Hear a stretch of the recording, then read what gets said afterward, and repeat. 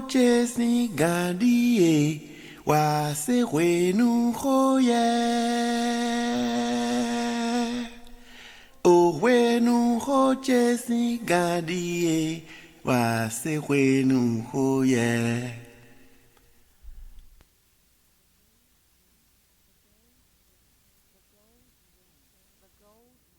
The Gold Ring, a tale from Benin.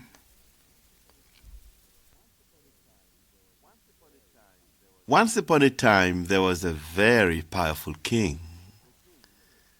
The king had 7 sons. They were the most powerful princes in the world. They were tall, strong, and extremely intelligent.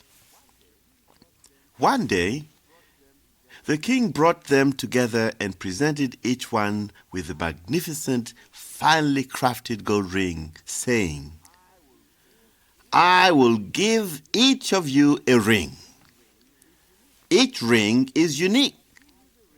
I give you the ring without asking for anything in return, except that each of you will bow down before me every morning and say, 'There is no power greater than the king, my father.' Each of you must guard his ring with his life. It is the supreme symbol of your loyalty to me, your father, and your king. If you lose it, you will be executed." One by one, 6 of the princes thanked the king for his marvelous gift. They praised him and promised to do everything he said. But the king's youngest son gave no promise. The king thought nothing of this. He was used to his youngest son's unpredictable character. He didn't think anyone could deny his power, especially not his quiet son. The next morning, there was a great celebration in praise of the king. The whole city could hear the beating of ceremonial drums and the singing of songs in praise of the king.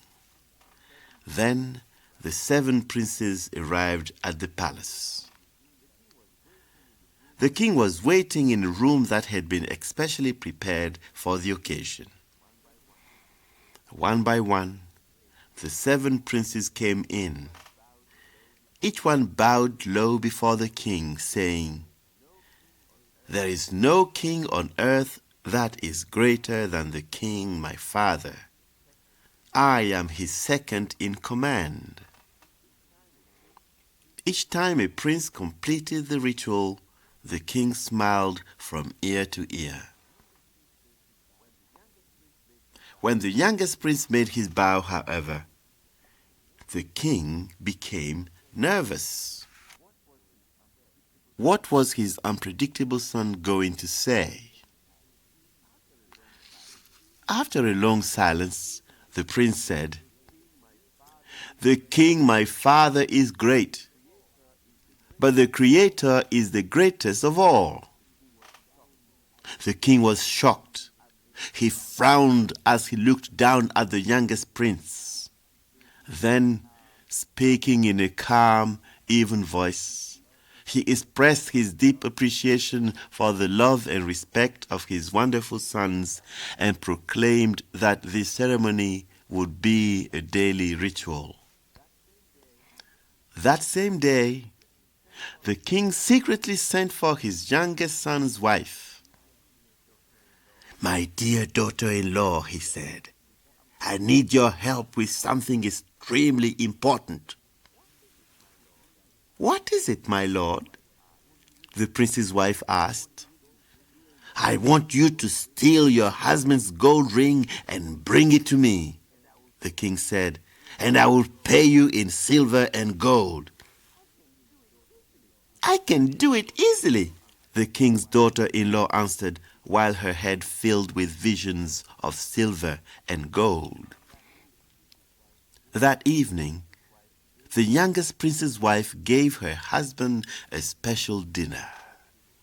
she served him a selection of splendid dishes: yam with fish stew, black-eyed peas with palm oil, cassava flour, red corn paste with roast chicken. And of course, she gave him plenty of palm wine to drink. After eating, he fell into a deep sleep. While he was sleeping, his wife removed the gold ring and took it to the king. The king rushed to the seaside and threw it into the sea. As he threw the ring away, he said, "Now I have a perfect excuse to teach my son a lesson." When the prince woke up in the morning, he discovered his ring was gone. He searched and searched, but it was nowhere to be found. His wife and all the servants helped him look for it, but the gold ring was not found. Everyone talked about the mysterious disappearance of the gold ring, including the prince's wife. Finally, the prince decided to tell the king about the missing ring. The king was furious. Shouting like thunder, his eyes shining with anger, he accused the prince of negligence and ingratitude. "Most unworthy, ungrateful son," he shouted, "I wish you were never born. You may never again call me your father. Yesterday you humiliated me and insulted me. Today you must pay the price. You put the Creator above me. But I am the most powerful of all kings. Unless the Creator can help you find the missing ring within 7 days, you shall be executed." After the king spoke, no one tried to speak in defense of the prince. Everyone feared the king when he was angry. 6 days passed quickly, and soon the prince's execution was only one sunrise away.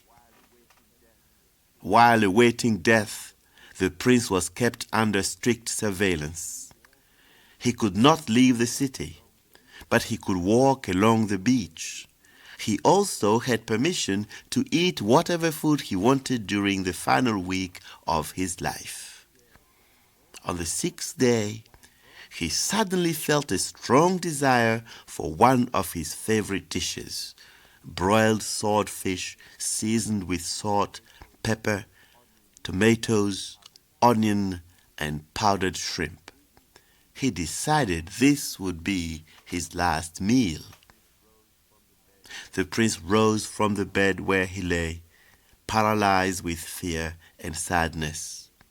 He walked to the beach. The sun was setting and all the fishermen had gone home.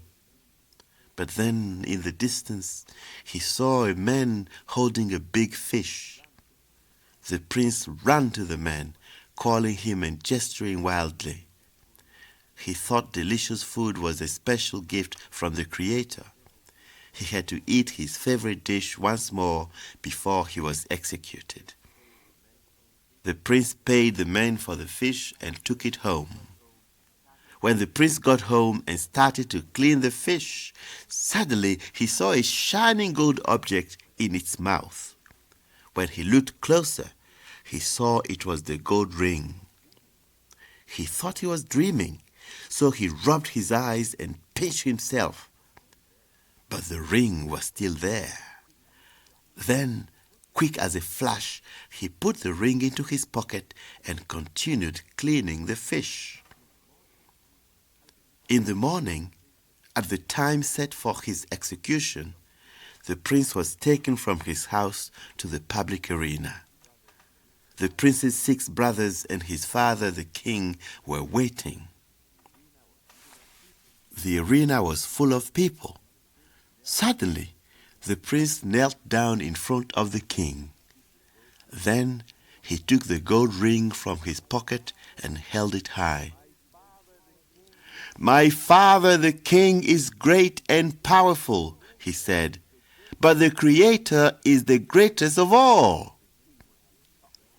The king was shocked as he recognized the very same ring he had thrown into the sea a week before. The crowd filled the air with 1,000 cries of wonder, relief, and delight. The king dropped to his knees and said over and over again, "Compared to the Creator, I am like a single grain of sand on a beach." In the great celebration that followed, the prince was proclaimed heir to the throne and chief advisor to the king. His wife was exposed as a thief and sent to jail. And so it was, the belief grew among the people in that kingdom, in all the kingdoms of the region, that no king, however strong or powerful, could take the name of the Creator in vain.